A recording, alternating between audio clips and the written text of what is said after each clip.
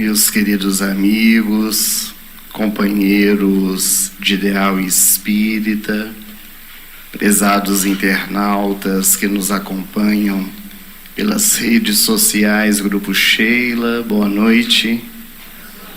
Que as bênçãos de Jesus continuem a envolver os nossos corações em muita paz e harmonia.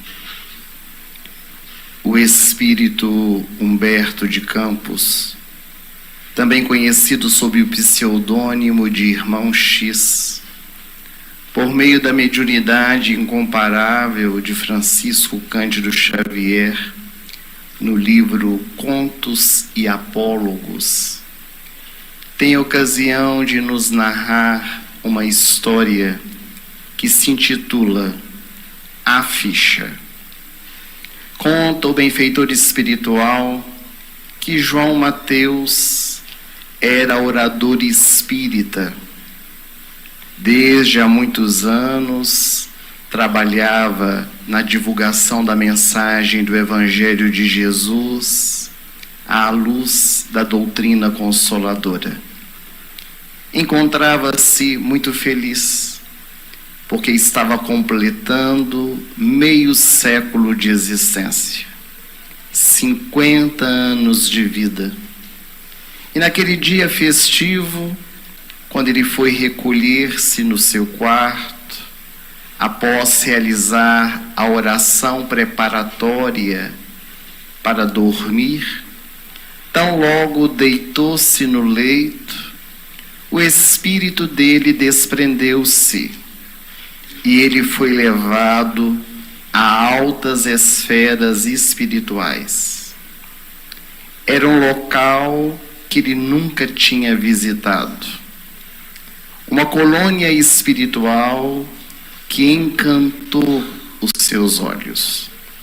Havia uma muralha que protegia a colônia, mas eram muros leitosos, onde do lado de fora podia-se ver a beleza de dentro.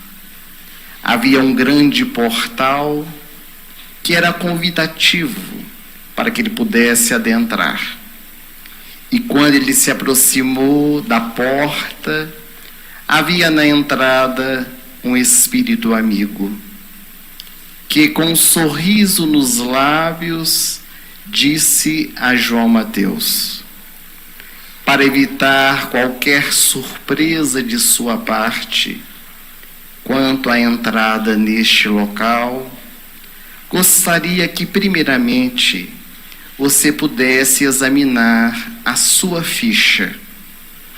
E entregou a João Mateus a ficha espiritual dele, desde o seu nascimento aqui na Terra.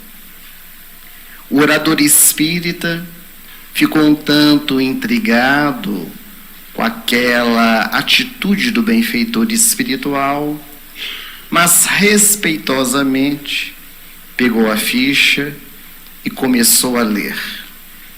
Estava escrito: João Mateus, nascido no ano de 1904, na Terra.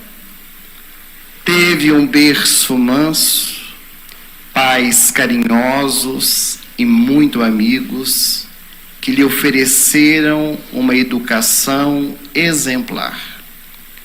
Com uma inteligência preciosa, leu excelentes livros, desenvolveu a sua capacidade intelectiva com uma boa saúde, um invejável conforto doméstico, com sono muito calmo, bom apetite, um seguro abrigo onde pudesse morar e um constante amparo espiritual, fazendo com que nunca houvesse sofrido qualquer tipo de acidente mais grave. Aos 20 anos, empregou-se no comércio. Casou-se aos 25 anos de idade em um regime de escravização da mulher, fazendo com que ela lhe pudesse atender todas as suas necessidades. Também, até os 26 anos, era católico, frequentava a igreja. Assistiu até então 672 missas, sem prestar nenhuma atenção, apenas um gesto de obrigação. Quando, aos 27 anos de idade, conheceu a doutrina espírita e começou a frequentar a instituição. Nestes 23 anos, desde os 27 até os 50, assistiu 2.195 reuniões públicas e realizou 1.602 palestras. Possui 4 filhos, embora não lhes dê muita atenção. É um excelente contador de histórias, escreve cartas e páginas comoventes, efetuou 106 viagens de distração e de repouso junto com a sua família, tem uma grande intolerância para com seus vizinhos e sempre se excusa da mudança de hábitos, especialmente quando é convidado ao serviço para os outros. Nunca percebe quando ofende o seu próximo. Sempre se relaciona com as pessoas do seu nível social, sabe defender-se de qualquer problema difícil e conserva em bens imóveis 600 mil cruzeiros e tem depositado em sua conta 302 mil cruzeiros. À época, era muito dinheiro. Para Jesus, que o procurou por diversas vezes, por meio de mendigos, necessitados e doentes, doou, nestes 50 anos, 90 centavos. Para as obras assistenciais a que foi convidado a ajudar, doou 12 cruzeiros. Débito, e quando João Mateus, que lia a sua ficha, viu escrito débito, antes de começar a ler as suas dívidas, ele acordou no corpo físico álgido de suor, trazendo na tela da sua memória aquele desdobramento espiritual. O dia já estava amanhecendo. Ele acordou, ficou pensativo durante todo o dia a respeito de sua ficha espiritual e à noite encontrou-se com seus amigos espíritas e, bem-humorado, ele disse aos seus companheiros: preciso lhes contar o sonho que tive essa noite.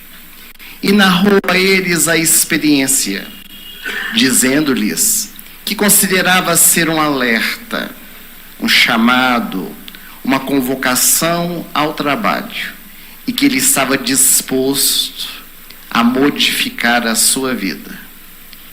Para isso, ele se entregaria mais ao trabalho, sairia da palavra para entrar na ação, na prática do Evangelho no dia a dia, porque tinha decidido colaborar financeiramente para as atividades assistenciais da Casa Espírita, na construção de um lar para crianças abandonadas, que há muito tempo alguns lhe pediam auxílio, e ele estava disposto a recomeçar. E para isso, gostaria de reunir-se com os amigos no dia seguinte, para que eles pudessem traçar metas, objetivos, para que ele pudesse auxiliar um pouco mais. Os amigos se abraçaram, ficaram muito felizes com as ideias novas que trazia João Mateus. Contudo, no dia seguinte, no horário marcado, João Mateus não se encontrava na reunião, porque tivera uma problemática nas coronárias e todos se encontravam em seu velório. Ele havia partido para o mundo espiritual. Na noite de hoje, quando nós somos convidados a trabalhar o tema Trabalhando o Desapego, nós escolhemos essa história, embora um tanto quanto trágica, para podermos refletir sobre as nossas vidas. Se hoje, no nosso desdobramento espiritual, durante o nosso sono físico, nós tivéssemos a oportunidade de ter o contato com a nossa ficha encarnatória, qual seria o relatório? Quais seriam as informações que constaria nessa ficha? Será que nós temos tido a oportunidade de utilizar dos recursos, dos bens materiais, das possibilidades que a divindade nos oferece, não apenas para o nosso próprio proveito, como também para aqueles que estão à nossa volta? Durante meio século, João Mateus doou 90 centavos para os pobres, mendigos e necessitados, e 12 cruzeiros para as obras assistenciais. Em um livro intitulado Intervalos, um livro pouco conhecido do nosso movimento espírita, psicografado por Francisco Cândido Xavier pelo Espírito Emmanuel, o benfeitor escreve uma mensagem intitulada Amealhar, Reter e Dar. E ele começa essa mensagem fazendo uma analogia com a natureza e nos convidando a refletir sobre a nossa vida, como faz a natureza para servir a Deus. E ele nos traz o exemplo da represa, que retém as suas águas, as águas que chegam e vão se amontoando cada vez mais naquele imenso amontoado de águas. Mas isto não é apenas para se satisfazer. A represa existe com um fim útil, para que aquelas águas, com a sua força, quando libertas, possam movimentar as usinas e oferecer a vida por meio da eletricidade. A planta, quando ela assimila o ar, ela não recolhe vantagens somente para si mesma. Aliás, ela faz um extraordinário trabalho, que é de purificar este ar, o gás carbônico, transformando em oxigênio para todos nós que somos os seres viventes.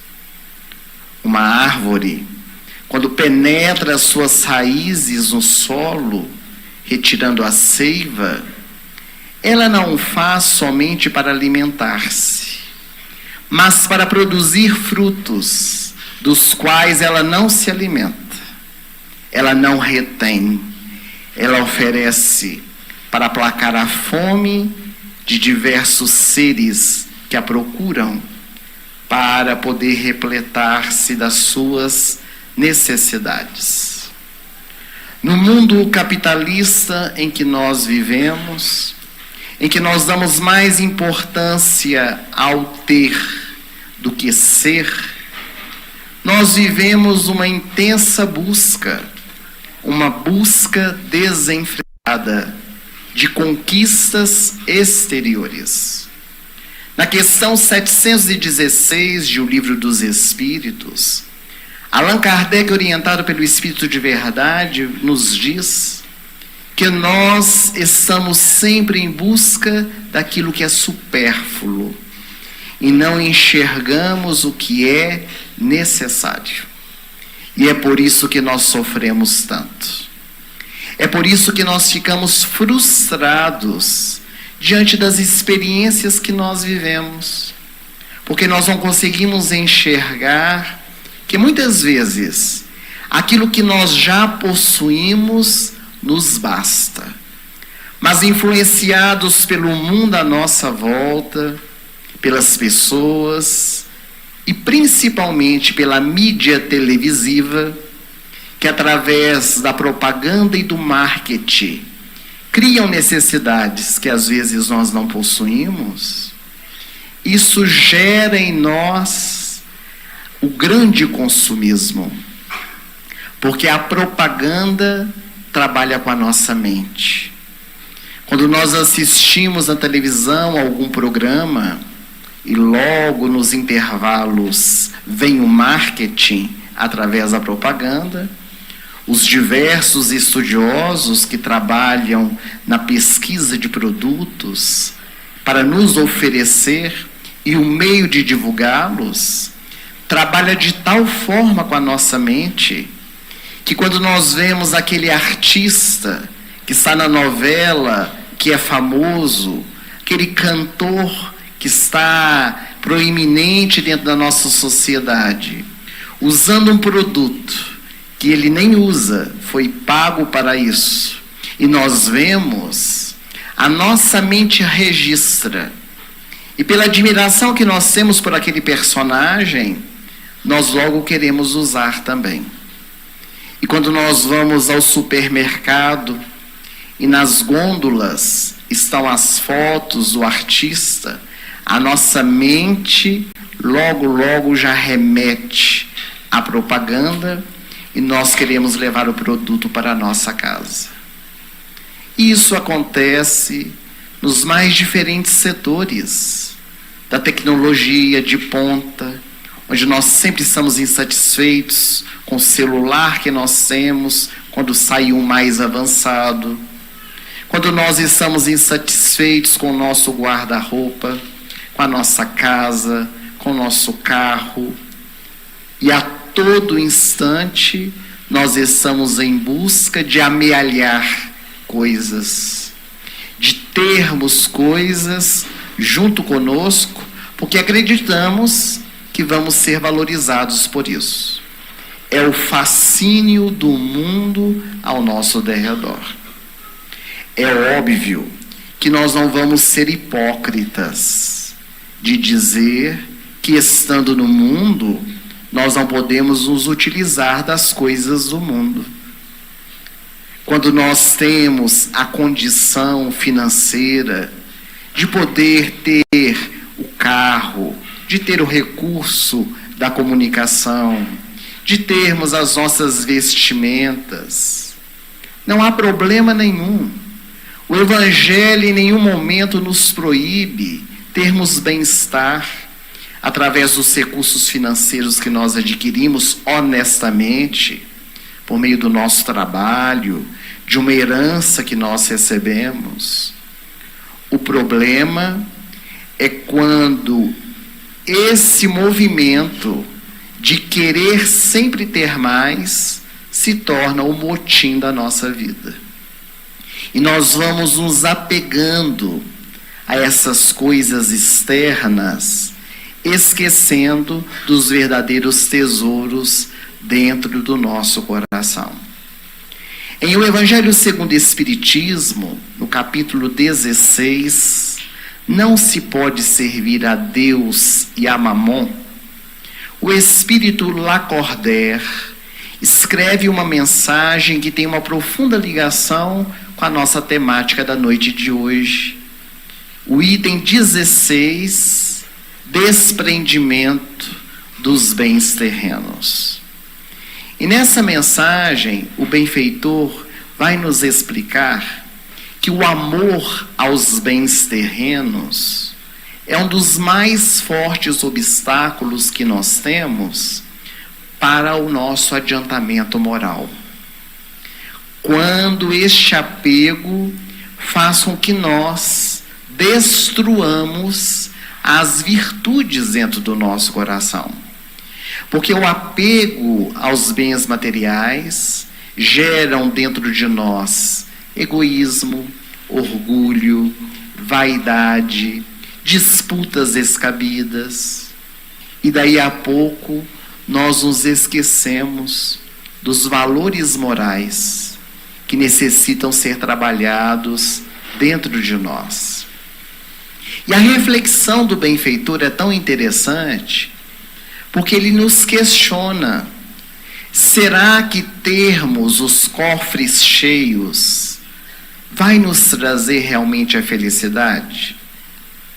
Dizem que dinheiro não traz felicidade, mas auxilia, não é verdade? Nós vivemos um mundo em que o dinheiro move o mundo. Há inclusive uma música popular brasileira que fala a respeito disso. É preciso pagar para nascer, para viver e para morrer. O dinheiro, ele é necessário dentro da nossa sociedade, nos traz a segurança, nos traz o bem-estar, nos traz a vida. Mas será que isso realmente é capaz de nos trazer felicidade? Porque há pessoas que são milionárias e profundamente infelizes. Há pessoas que seriam capazes de dar todo o dinheiro que possuem para salvar a vida de um filhinho que se encontra doente, em estado terminal, cuja medicina mais nada pode fazer, e se a família pudesse, ofereceria toda a fortuna que dispõe para trazer de volta o ser amado sem o conseguir. Quanto vazio existencial muitos de nós trazemos, embora tenhamos muitas coisas. Então, ter muitas coisas não é significado de felicidade. Porque a felicidade, ela se encontra dentro do nosso coração, com as perspectivas que nós temos das coisas que possuímos. Como é que nós lidamos com essas experiências no nosso dia a dia? É claro que quando nós temos recursos financeiros, existe uma satisfação. Não há nada melhor do que nós, ao final do mês, percebermos o nosso salário, seja ele muito ou pouco, mas é o salário que temos, e nós, por exemplo, pagarmos as nossas contas, comprarmos um produto que nós estávamos de olho na vitrine. Às vezes compramos em prestações que não vamos pagar nem na próxima reencarnação, mas pelo menos é aquilo que nós desejávamos. E isso nos traz uma certa alegria, mas é muito passageiro, é muito fugaz, é aquele momento, aquela hora, e depois nós já trazemos de novo dentro do nosso coração outras necessidades. O convite do Evangelho é para que nós saibamos utilizar destes recursos, não ficarmos apegados a eles, porque eles não irão conosco. Aliás, há um ditado popular que diz que caixão não tem gaveta. Não se tem notícia de ninguém que ao morrer ou desencarnar, levou consigo os bens materiais. Nós somos usufrutuários destes recursos. Momentaneamente, eles estão nas nossas mãos. Mas daqui a pouco, quando a morte bater à nossa porta, como bateu na porta de João Mateus, orador espírita, eis que tudo ficará. E nós levaremos conosco apenas as nossas conquistas, onde deveremos prestar contas daquilo que nos foi dado. Todos nós devemos conhecer a parábola dos talentos, narrada por Jesus, de um homem rico, dono de muitas terras, que fez uma viagem, chamou os seus servos, a quem ele mais confiava, e deu a um 5, a outro deu 2, e a um terceiro deu 1 talento, para que quando ele retornasse de viagem, os servos pudessem prestar contas. E quando ele retornou, aquele que havia recebido 5, multiplicou mais 5. O que havia recebido 2, multiplicou em 2. E o que havia recebido 1, enterrou o seu talento, com medo de perder, com medo daquele que era o seu senhor, para lhe entregar o que lhe era de direito. E a parábola nos diz, na boca de Jesus, que o servo se alegrou com aqueles que multiplicaram. Porque esse é o propósito, nós multiplicarmos aquilo que foi colocado nas nossas mãos. Mas multiplicar em bênçãos, não apenas para nós mesmos, mas também para aqueles que estão ao nosso derredor. A proposta da nossa vida é esta: de através dos recursos que nós temos, sabermos utilizar para a nossa família, para o nosso proveito, mas sabendo também perceber que ao nosso redor existem pessoas que passam por necessidades e que de alguma forma nós podemos auxiliar. No entanto, nós sempre trazemos desculpas para não ajudarmos.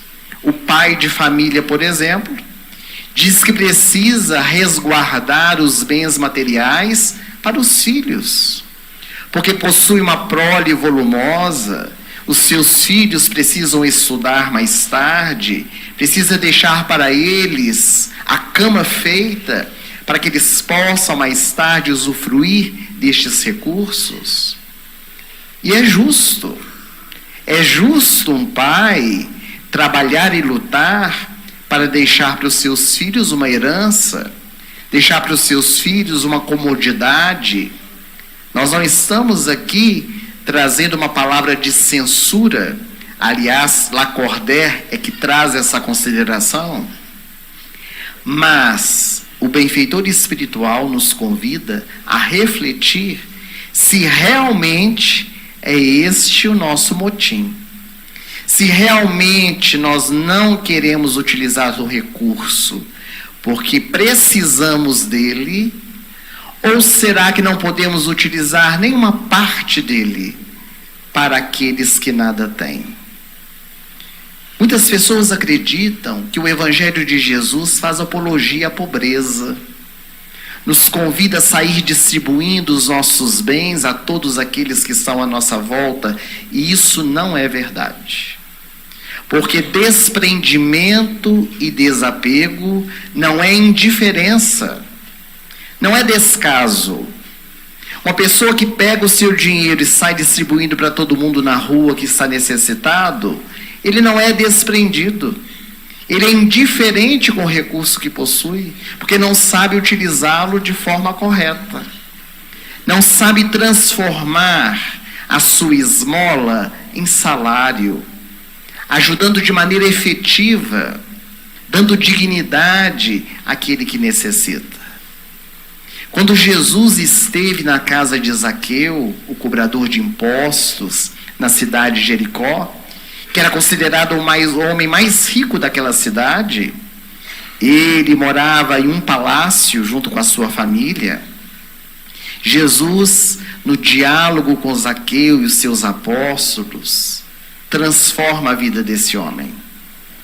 E quando o mestre se despede do cobrador de impostos naquela noite, Zaqueu diz a Jesus: amanhã eu darei metade dos meus bens para os pobres, e aqueles a quem cobrei indevidamente os impostos, eu restituirei 4 vezes mais. Zaqueu não disse a Jesus que iria dar todo o dinheiro que possuía para os pobres, Porque se ele desse, ele seria um mendigo também, seria um necessitado.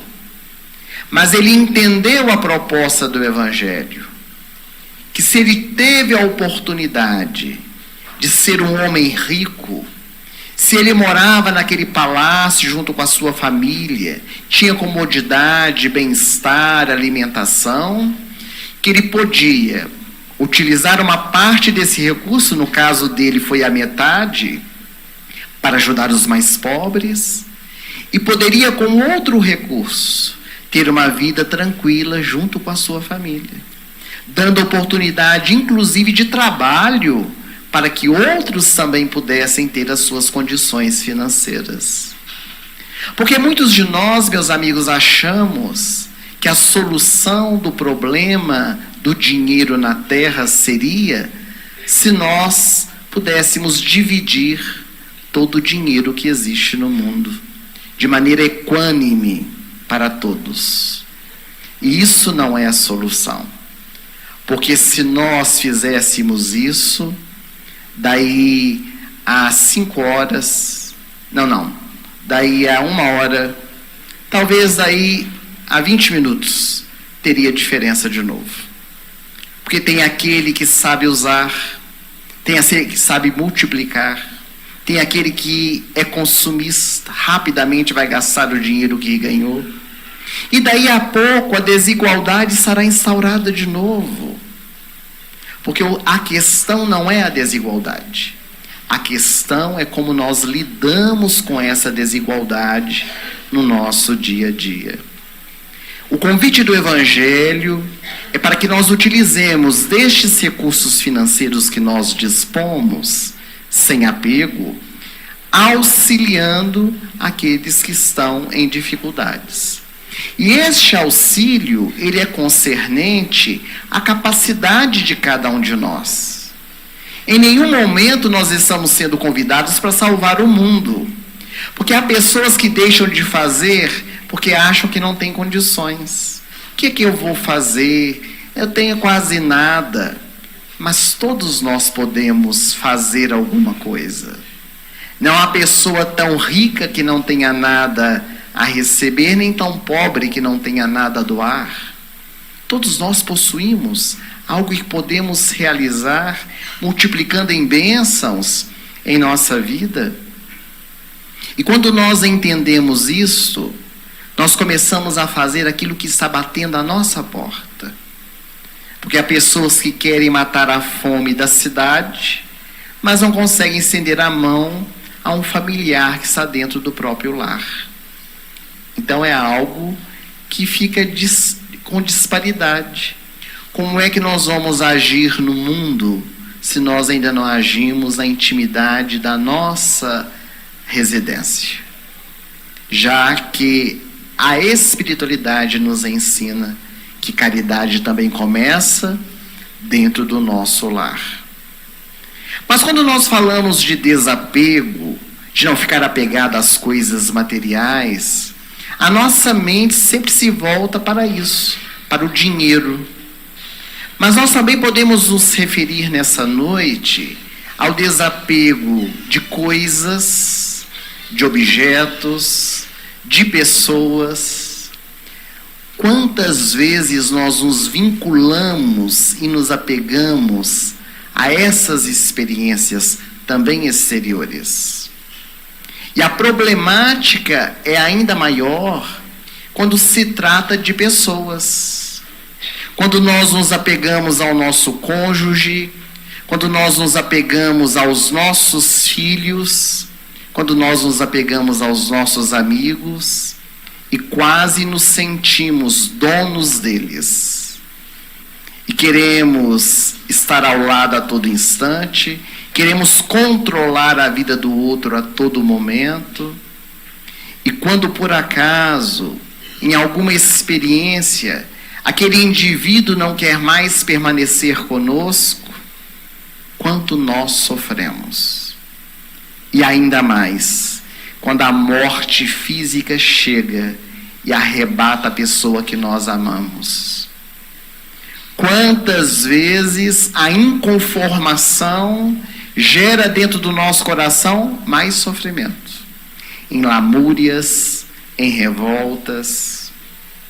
É claro que quando nós amamos, nós queremos estar junto.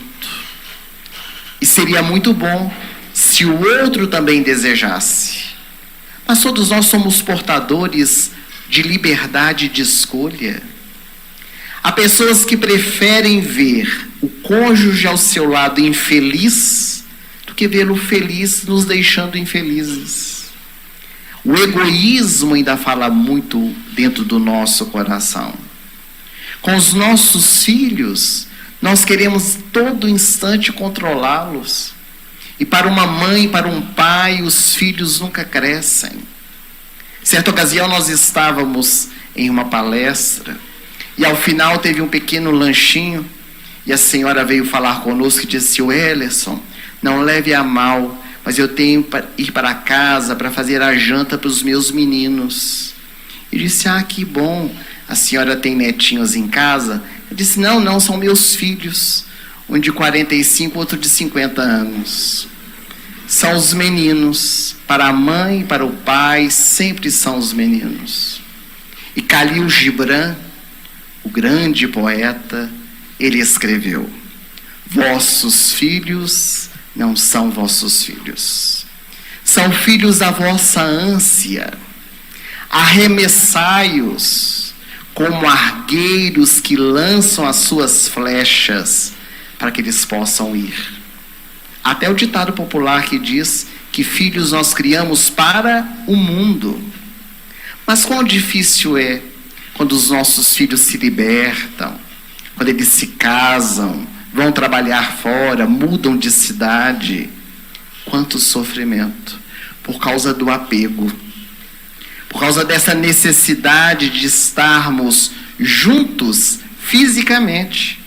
Porque juntos nós podemos estar em qualquer lugar, entrelaçados pelas mentes, pelos corações. E quantas outras vezes o nosso egoísmo ainda se torna maior quando nós temos um familiar já em idade avançada, doente, e nós queremos retê-lo, queremos que ele fique conosco, custe o que custar.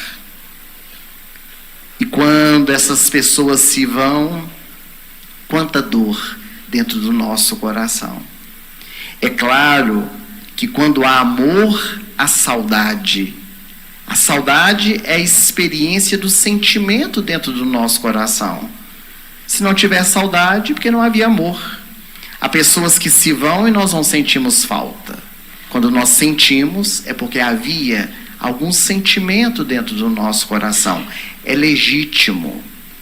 Mas o apego que nos faz sofrer, o apego que remói dentro do nosso coração as dúvidas, o questionamento inclusive com a misericórdia de Deus em nossa vida, isso gera para cada um de nós ainda maior sofrimento.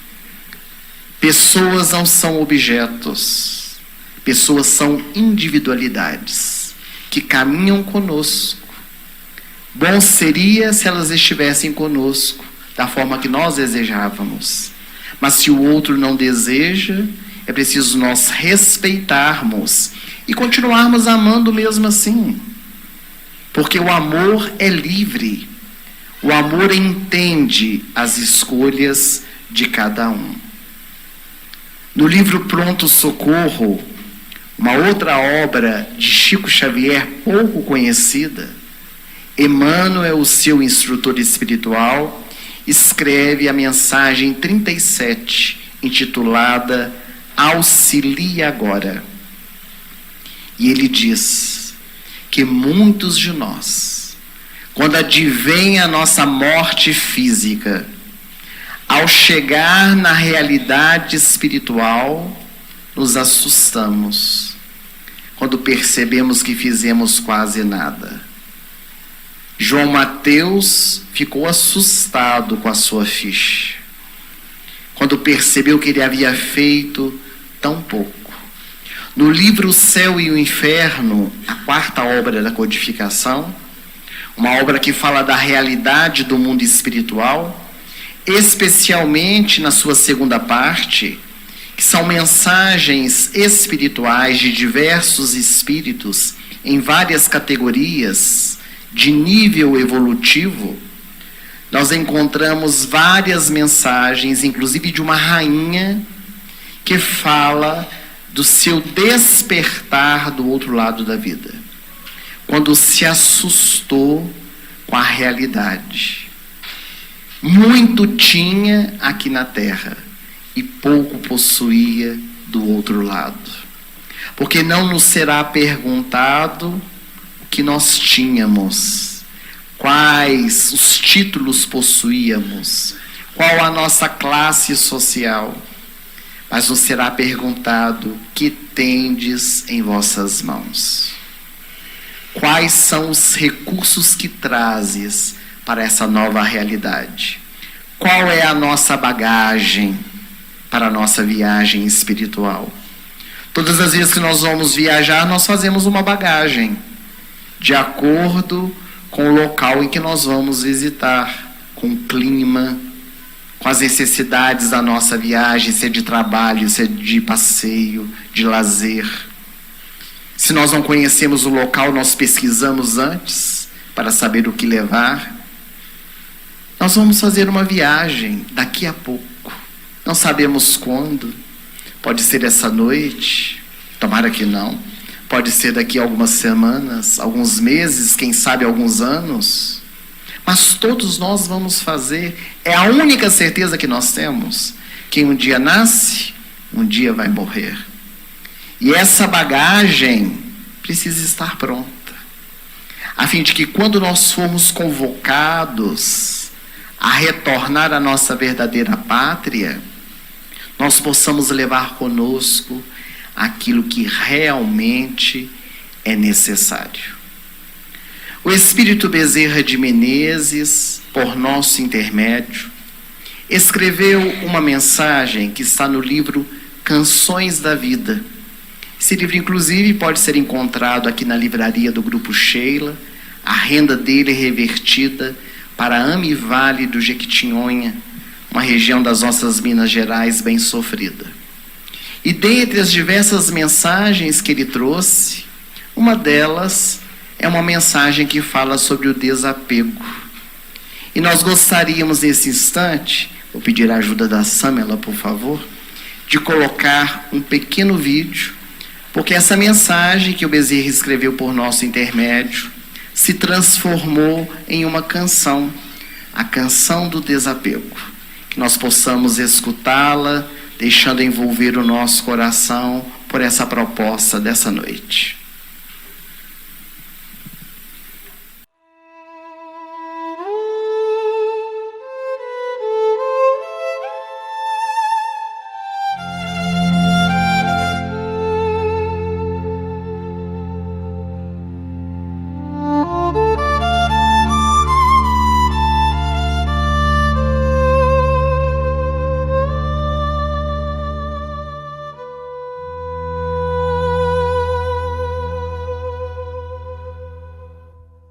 A voz inconfundível do Nazareno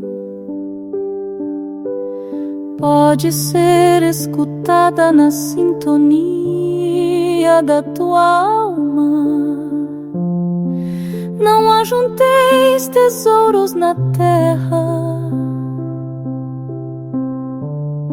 mas ajunteis tesouros no céu. Desapega-te de tudo que é supérfluo. Atenta para as questões reais em tua vida. Não confunda desapego com indiferença.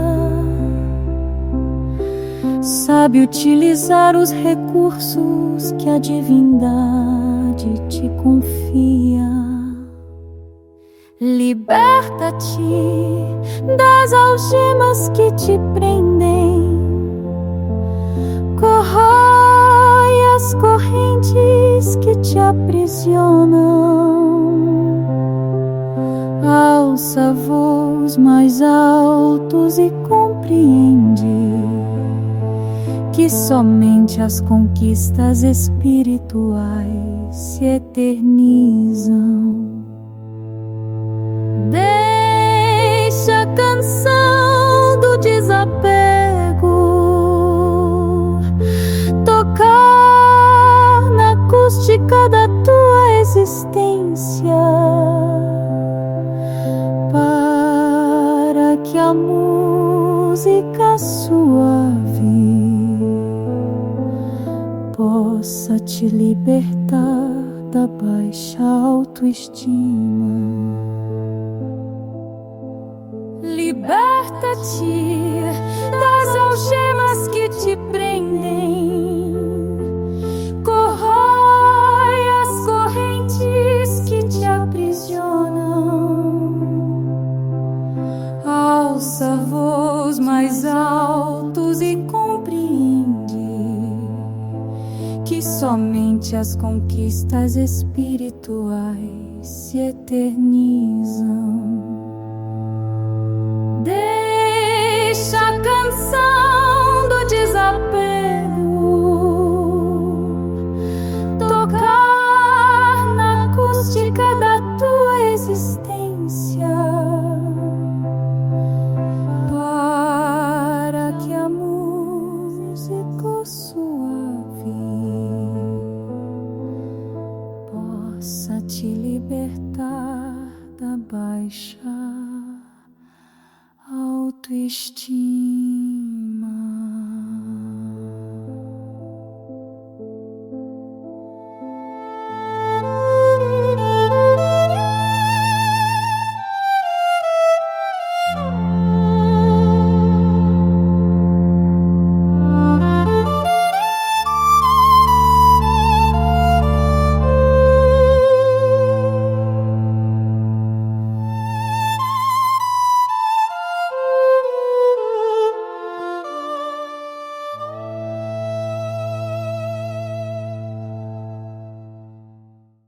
Que nós consigamos cantar essa canção no nosso coração, a canção do desapego. Mas para nós finalizarmos, nós queríamos contar uma pequenina história. Uma história que envolveu o orador Divaldo Franco. Ele era muito jovem e foi convidado a fazer uma palestra no estado de São Paulo. E ele ficou hospedado numa mansão no bairro Morumbi, que à época era um dos bairros mais nobres de São Paulo. Hoje é o bairro Jardins. Mas ficou hospedado nessa residência, que era tão grande, que havia uma casa espírita dentro daquele lote para atender as famílias ricas que moravam no Morumbi. E as reuniões aconteciam no período da tarde, para que as damas pudessem vir. Divaldo iria fazer a palestra à noite, no local público, mas a sua anfitriã convidou para que ele pudesse participar da reunião mediúnica que ocorreria naquela tarde. E ele foi participar com muito carinho. A reunião mediúnica são de poucos integrantes.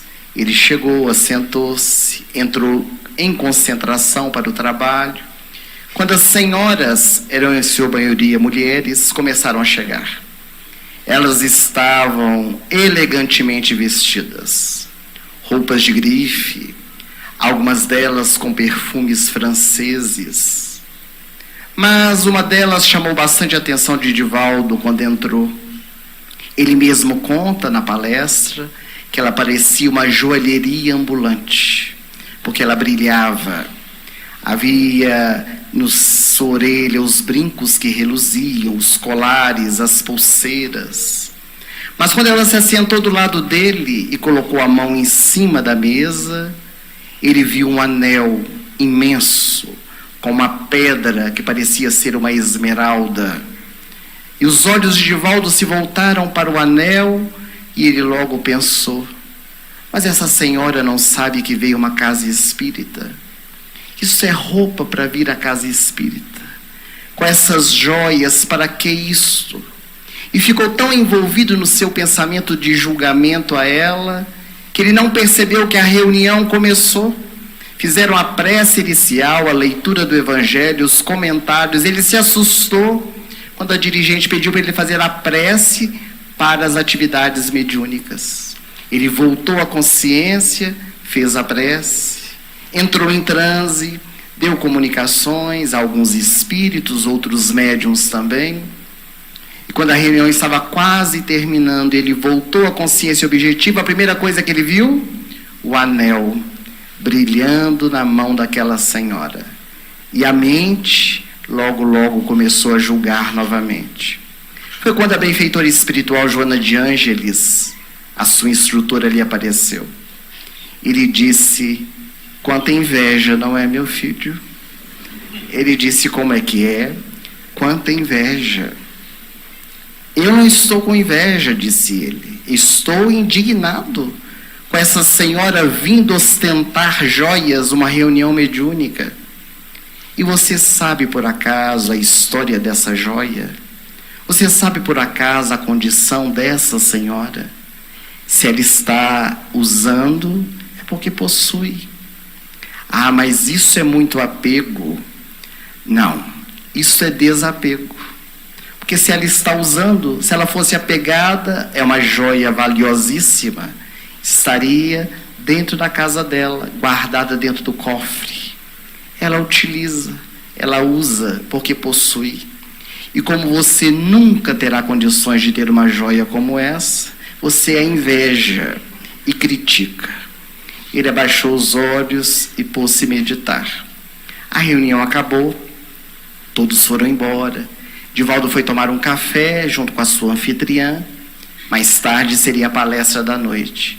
Quando eles foram tomar o café, a senhora que servia, a sua anfitriã, lhe disse: Divaldo, você hoje reparou na nossa reunião aquela senhora que chegou quase ao final, ao início das nossas atividades, mas no final do tempo, que parecia uma joalheria ambulante? Ele disse: não reparei. Ele tinha aprendido a lição. Mas como não, ela estava reluzindo nas joias. Ah, não reparei, estava concentrado na reunião. Pois essa mulher, Divaldo, é casada com um dos homens mais ricos de São Paulo. Ela frequenta a nossa casa espírita.